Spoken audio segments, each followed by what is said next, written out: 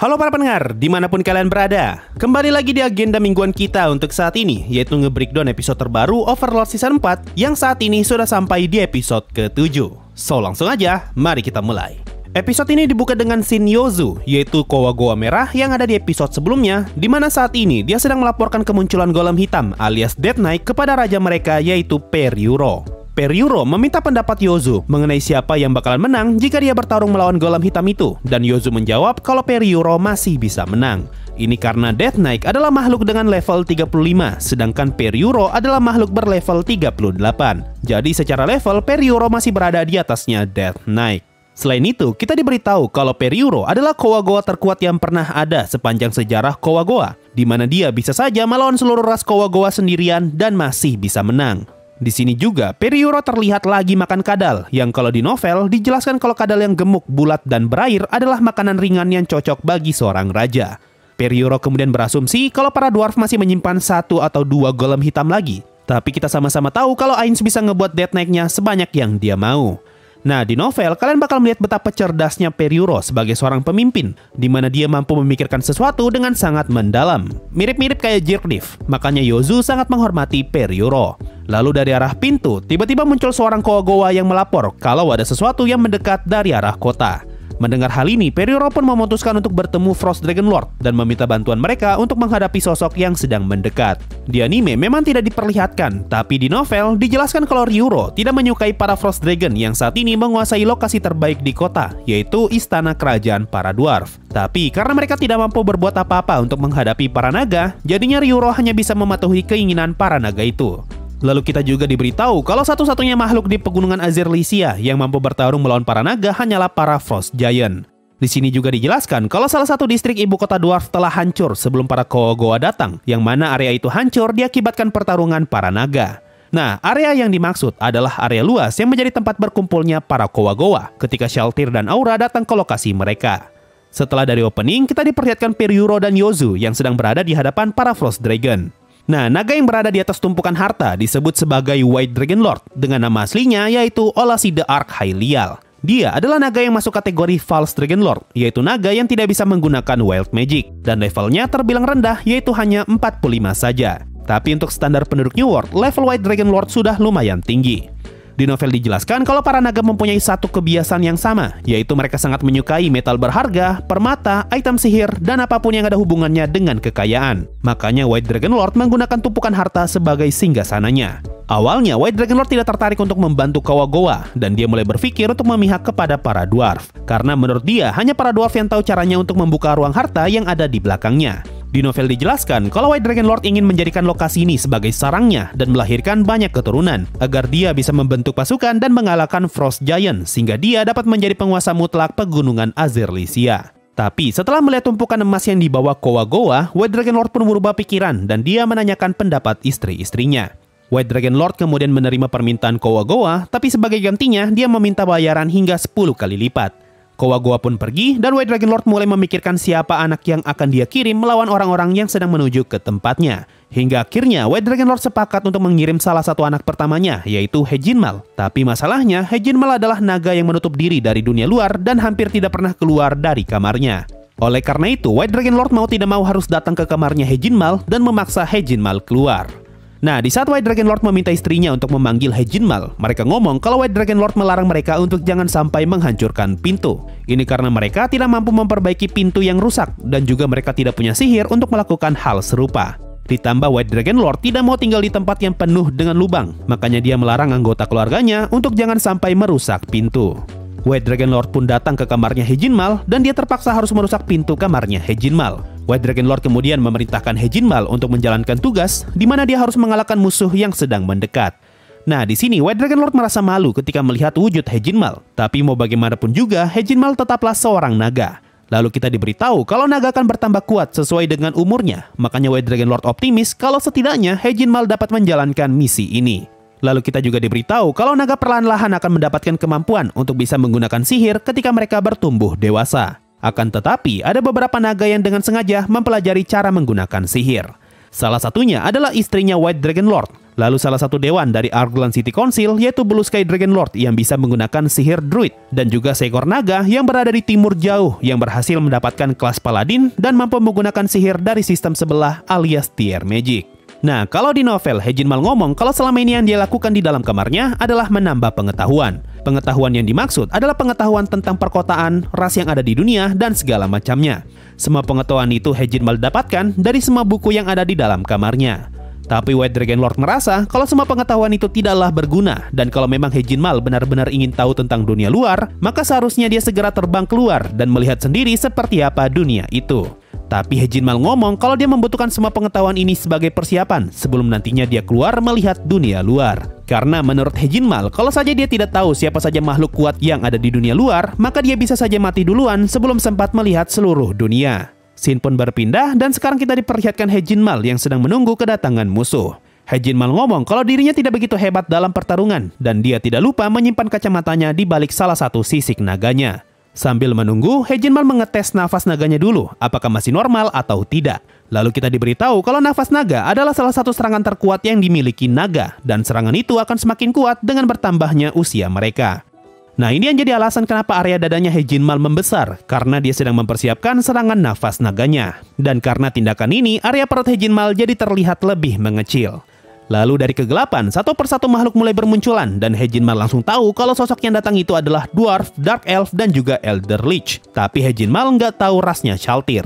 Ketika melihat Ainz keluar, Hejinmal langsung panik ketika tahu kalau ada Elder Lich. Karena ras Elder Lich kebal dari serangan beku, sehingga ngebuat Elder Lich menjadi musuh alami bagi Frost Dragon. Apalagi Elder Lich mampu menggunakan sihir Fireball, yang mana itu juga merupakan kelemahan bagi Frost Dragon. Di sini juga Hejinmal sadar kalau Ainz sedang menggunakan jubah yang mahal. Bahkan bukan cuma Ainz, Aura dan juga Shaltir sama-sama menggunakan item yang sangat mahal. Ini karena naga mempunyai hidung yang sangat sensitif terhadap harta, sehingga mereka bisa meraba-raba seberapa berharga suatu item. Hejinmal pun bertemu dengan Ainz, dan Ainz ngomong kalau ukurannya Hejinmal terlihat kecil. Ini karena sama seperti di New World, di Yggdrasil juga, seekor naga akan semakin bertambah kuat sesuai dengan usianya, dan tubuh mereka akan bertambah besar. Makanya Ainz sadar kalau Hejinmal sepertinya tidak terlalu kuat, karena Hejinmal bukanlah naga dewasa dengan tubuh yang besar.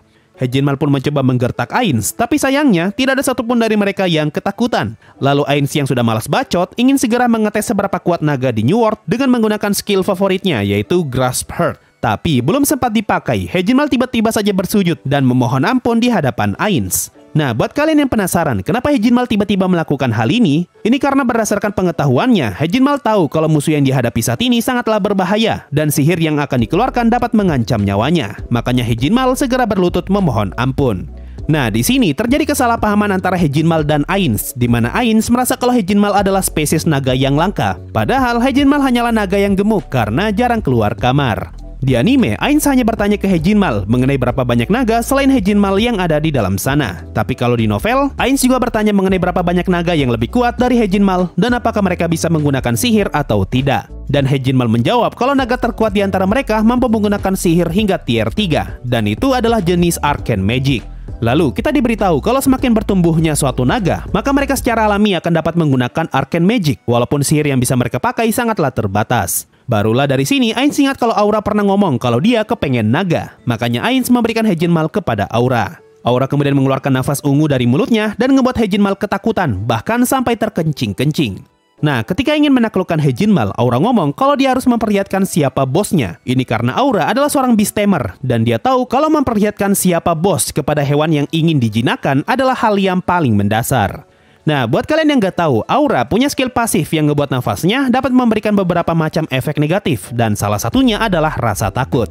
Nafas itulah yang ngebuat Hejinmal ketakutan sampai mengeluarkan kencing, dan Hejinmal beralasan kalau ini adalah fenomena alami ketika dirinya merasa sangat senang.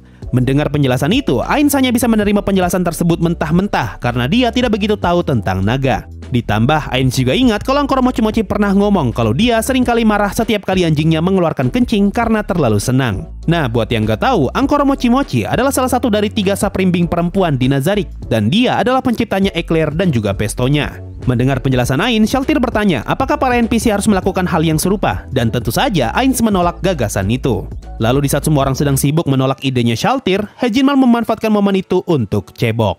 Barulah dari sini Ainz dan Gono menuju ke tempatnya Frost Dragon, sedangkan Aura dan Shaltir menuju ke tempatnya Kowa Gowa. Ainz dan Gondo pun naik ke punggungnya Hejinmal dan mereka menuju ke tempat ayahnya Hejinmal, yaitu White Dragon Lord. Tapi sebelum masuk, Hejinmal sempat bertanya ke Ainz apakah dia akan membiarkan Gondo ikutan masuk ke dalam. Karena Hejinmal takut Gondo bakalan mati terkena serangan nafas dari Frost Dragon. Lalu kita diberitahu kalau para naga lebih suka menyerang dengan menggunakan nafasnya daripada menggunakan Arcane Magic. Karena serangan nafas mereka lebih kuat daripada sihirnya.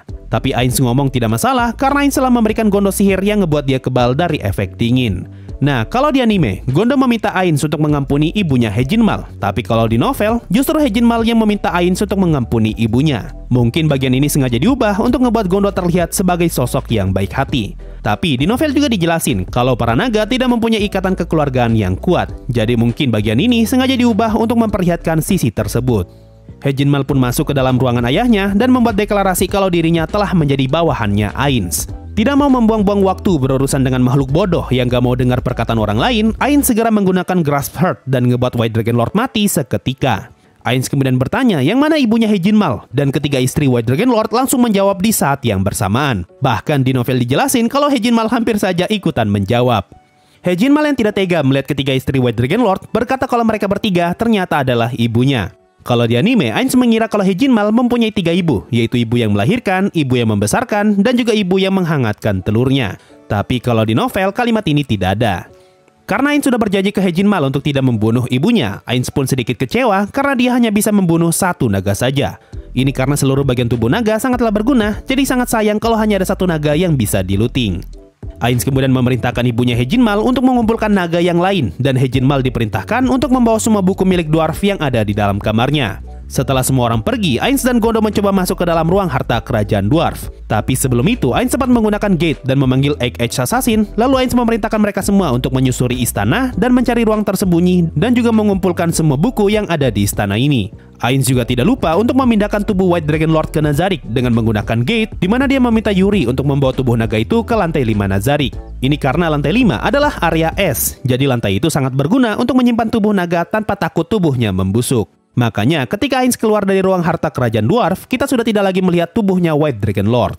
Gondo kemudian ngomong kalau pintu ruang harta sama sekali tidak mau terbuka, dan Ainz pun terpaksa harus menggunakan item bernama Epigonoi. Ini adalah item yang ngebuat penggunanya dapat menggunakan skill Thief level 90 untuk ngebuka kunci. Item ini hanya bisa dipakai 7 kali, makanya salah satu permatanya berubah warna setelah dipakai.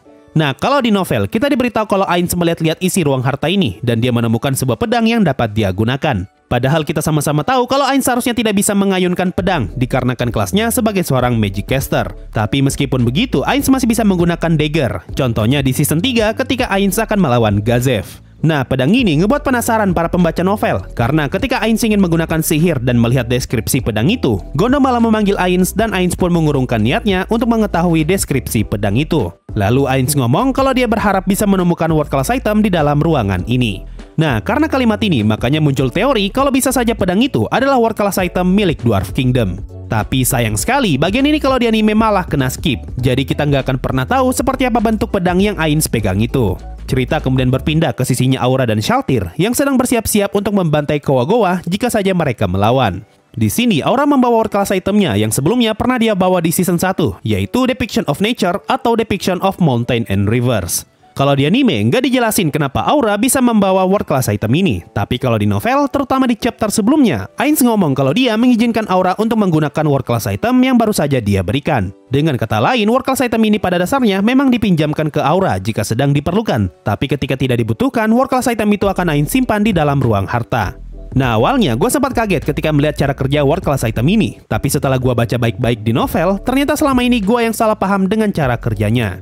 Intinya gini, item ini dapat mengurung suatu target ke dalam ruang tertutup, atau lebih tepatnya, item ini akan menukar realita dengan lukisan yang ada di dalam gulungannya. Dan target yang dimaksud oleh item ini adalah area yang dipilih oleh pengguna. Jadi, Aura menargetkan gua raksasa yang menjadi lokasi ibu kota Dwarf Kingdom sebagai tempat yang akan dikurung ke dalam ruang tertutup. Dan hasilnya, gua ini pun dikelilingi oleh semacam kabut. Kabut ini menjadi pertanda kalau area tersebut sudah berubah menjadi ruang tertutup yang berada di dalam lukisan. Dan segala sesuatu yang ada di area ini hanyalah ilusi. Lalu kita diberitahu sebagai penggunanya, Aura akan otomatis ikut terjebak di dalam lukisan. Sedangkan Ainz dan Shaltir tidak akan ikut terjebak karena mereka berdua membawa world class item. Nah, kalimat ini ngasih tahu kita kalau saat ini Shaltir juga sedang membawa world class itemnya. Buat yang nggak tahu, semenjak insiden cuci otak, Ainz mengambil world class item milik Aurelia Omega dan meminjamkannya kepada Shaltir. Kemudian kita juga diberitahu kalau ternyata pengguna world class item dapat terkena efek world class item yang lain asalkan sang penggunanya bersedia terkena efek itu. Makanya Shaltir bisa ikut masuk ke dalam lukisan meskipun saat ini dia sedang membawa world class item juga. Kalau di novel, penjelasan item ini masih lumayan panjang, tapi gua skip aja dan bakalan gua bahas kapan-kapan di konten terpisah. Intinya, kelemahan world class item ini adalah kepemilikan world class item ini dapat berpindah ke tangan musuh jika saja musuh berhasil menemukan jalan keluar dari lukisan ini. Makanya setelah Aura mengurung area ini, dia segera meminta Hanzo untuk menjaga jalan keluarnya. Shaltir kemudian mikir kenapa Ainz sangat waspada, padahal dia merasa kalau di sekitar sini tidak ada satupun makhluk yang cukup kuat untuk bisa mengalahkan Death Knight. Aura kemudian ngomong kalau Ainz sengaja berpura-pura tidak tahu agar Shaltir dapat menggunakan otaknya dan memikirkan alasan kenapa Death Knight-nya Ainz bisa mati. Semua itu Ainz lakukan agar Shaltir dapat belajar memproses informasi. Padahal kenyataannya Ainz memang tidak tahu. Scene sekarang berpindah dan sekarang kita diperlihatkan Periuro yang melihat Shaltir dan juga Aura sedang terbang menuju ke arah mereka. Di sini Periuro sudah tahu kalau Ainz dan yang lainnya mampu membuat naga sampai bertekuk lutut. Makanya di scene Hejinmal tadi kita diperlihatkan ada beberapa Kowa-Gowa yang mengawasi Hejinmal dari kejauhan. Karena informasi itu, makanya Periuro mengumpulkan 60.000 Kowa-Gowa di satu tempat untuk bersiap bertarung. Periuro kemudian mencoba berbicara dengan Aura dan Shaltir. Lalu Shaltir ngomong kalau mereka diberi tugas untuk menghabisi para Kowa-Gowa jika saja Kowa-Gowa menolak untuk tunduk kepada Sorcerer Kingdom, di mana jumlah Kowa-Gowa akan dikurangi hingga tersisa 4.000 laki-laki, 4.000 perempuan, dan 2.000 anak-anak. Nah, sebenarnya Ainz hanya memerintahkan Shaltir untuk mengurangi jumlah Kowa-Gowa hingga tersisa 10.000 tanpa ada hitungan yang spesifik. Sedangkan angka 4.000 laki-laki, 4.000 perempuan, dan 2.000 anak-anak murni adalah spekulasi Shaltir dan juga Aura. Ini karena Aura ngomong kalau Ainz sampai memberikan perintah yang kurang jelas, maka itu adalah pertanda kalau Ainz ingin menguji Floor Guardian dan melihat bagaimana cara mereka mengambil keputusan. Periuro tentu tidak terima dengan pernyataan Aura dan Shaltir karena menurut dia tidaklah mungkin untuk bisa membantai 60.000 Kowa-Gowa hanya dengan 2 orang. Periuro pun kembali ke kerumunannya dan mengeluarkan teriakan perang, yang mana itu adalah skill milik Periuro sebagai seorang clan lord. 10.000 Kowa-Gowa segera bergerak menyerang ke arah Shaltir dan tentu saja mereka semua musnah dengan mudah. Melihat pemandangan yang mengerikan ini, Periuro jadi tidak punya pilihan lain untuk mengikuti keinginan mereka, yaitu menyisakan 10.000 Kowa-Gowa untuk dibiarkan hidup. Nah, di novel dijelaskan kalau saat ini terdapat 80.000 Kowa-Gowa yang masih hidup dan hanya 60.000 yang bisa dibawa ke medan perang. Jadi Periuro mau tidak mau harus mengorbankan 70.000 Kowa-Gowa agar 10.000 yang tersisa dapat bertahan hidup. Dan mulai dari sini, Periuro pun resmi bergabung dengan Jerniv ke dalam tim kena mental. Oh ya, satu lagi, Kowa-Gowa yang berdiri di samping Periuro di scene ini adalah Kowa-Gowa yang sama dengan Kowa-Gowa yang nyiapin kadal di awal episode. Scene sekarang berpindah dan kita diperlihatkan Ainz dan juga Gondo yang keluar dari ruang harta. Lalu mereka disambut oleh 19 Frost Dragon termasuk Hejinmal. Nah, di sini Ainz tuh kepengen untuk setidaknya bisa mendapatkan satu tubuh naga lagi. Makanya ketika ada salah satu naga yang mencoba melawan, Ainz tidak pakai lama dan langsung membunuh naga itu. Malahan di dalam hati Ainz senang karena ini artinya dia bisa mendapatkan material tambahan. Setelah dari sini, Ainz mengumpulkan para Kowa-Gowa dan juga para Frost Dragon di satu tempat. Ainz kemudian menyapa Periuro sambil mengaktifkan skill Despair Auranya, karena menurut dia ini adalah skill dengan efek yang terlihat cocok bagi seorang penguasa. Dan tentu saja Periuro mau tidak mau harus tunduk di hadapan Ainz. Ainz kemudian memuji Aura dan Shaltir atas kerja kerasnya, dan dengan ini Shaltir merasa dia telah berhasil membersihkan namanya. Nah, di sini Ainz sadar kalau sepertinya dia telah salah berasumsi kalau ada sosok kuat yang bersembunyi di sekitar sini. Lalu Ainz ingin menggunakan kesempatan ini untuk ngasih tahu Floor Guardian kalau Ainz pun bisa salah dalam mengambil keputusan. Tapi Ainz tidak ingin mengakui kesalahannya di hadapan orang lain, makanya dia mengajak Aura dan Shaltir untuk pergi menjauh. Dan ternyata di luar perkiraan, Shaltir rupanya salah paham dengan tindakannya Ainz, dan Ainz mau tidak mau harus mengikuti kesalahpahaman ini. Kalau di novel, setelah dari sini, kita langsung diperlihatkan para dwarf yang berpesta. Tapi kalau di novel, kita diperlihatkan para dewan yang sedang berdiskusi mengenai bagaimana caranya mereka meminta maaf atas tindakan Forge Master yang telah kabur membawa metalnya Ainz. Nah, di bagian ini, kita diceritakan mengenai sejarah Dwarf Kingdom, di mana semua anggota keluarga kerajaan Dwarf terbunuh akibat serangan Demon Gods dan hanya menyisakan satu orang saja. Dwarf itu kemudian dikenal sebagai Runesmith King, dan dia pergi berpetualang sambil membawa item sihir terkuat yang dimiliki Dwarf. Ainz kemudian masuk ke dalam ruangan dan dia menyadari kalau ada satu dewan yang hilang. Para dewan kemudian meminta maaf dan mereka berjanji untuk mengganti metal itu dengan 3 set adamantite chainmail yang telah di-enchant semampu mereka. Bahkan mereka juga akan mempersiapkan perisai yang dihiasi dengan orichalcum. Nah, karena Ainz ingin membangun hubungan baik dengan para dwarf, Ainz pun tidak berniat untuk mempermasalahkan hal ini dan dia menerima tawaran itu. Setelah dari sini, barulah kita masuk ke scene pesta perpisahan untuk para pengrajin rune. Di sini kita diberitahu kalau para pengrajin rune ingin membawa keluarga mereka ke Sorcerer Kingdom dan semua makanan yang kita lihat di scene ini adalah makanan yang disiapkan oleh Nazarick. Dan setelah ngobrol sebentar bareng Gondo, Ainz pun berpamitan dan dia bertemu dengan Demiurge. Lalu kita diberitahu kalau ternyata Demiurge adalah orang yang membawa semua makanan di pesta ini. Selain itu, Demiurge datang ke sini untuk melaporkan rencana yang akan dia jalankan di Holy Kingdom. Tapi cerita di Holy Kingdom bakalan kena skip di anime dan dipindahkan ke movie. Jadi setelah episode 7 ini, kita bakalan langsung masuk ke cerita di volume 14. Demiurge kemudian bertanya tentang seberapa jauh masa depan yang telah Ainz prediksi. Dan pintarnya, Ainz tiba-tiba kepikiran nama Millennium Kingdom yang menggunakan burung bangau sebagai emblemnya. Lalu Ainz teringat Yamaiko yang ngomong kalau burung bangau melambangkan 1000 tahun, mirip-mirip seperti kura-kura yang melambangkan 10.000 tahun. Tapi sialnya, bagian 10.000 tahun ternyata keluar dari mulutnya Ainz, dan hal ini ngebuat Demiurge mengira kalau Ainz telah memprediksi masa depan hingga 10.000 tahun ke depan. Kalimat ini tentu saja ngebuat Demiurge terkejut bukan main, dan dia semakin menghormati Ainz karena mampu memprediksi sejauh itu. Dan akhirnya setelah sekian lama, kita bisa melihat seperti apa wujud Yamaiko di versi anime. Meskipun dia sama sekali nggak ngomong apa-apa. Nah itu tadi breakdown untuk episode 7 Overlord. Gue tidak tahu ya apakah episode 8 akan langsung masuk ke volume 14. Atau kita akan diceritakan epilog volume 11 dulu. Sama seperti episode 5 season 4. Tapi biar gue ceritakan aja buat jaga-jaga kalau misalnya bagian ini kena skip.